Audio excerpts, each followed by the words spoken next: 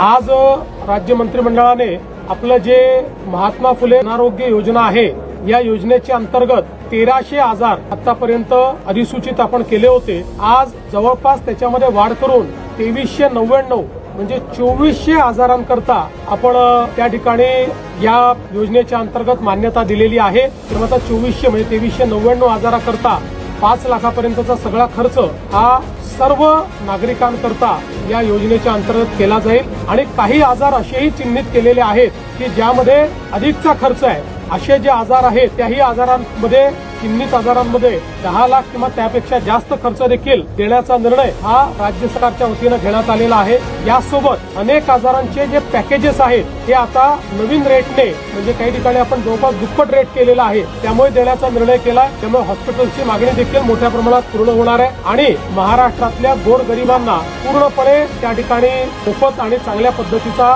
उपचार मिळण्याच्या संदर्भातला मार्ग खुला झालेला आहे।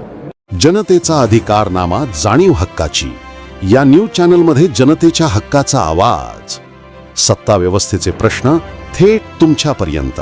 जाहिराती आणि बातमीसाठी आजच 70 57 87 98 02 शी संपर्क साधावा।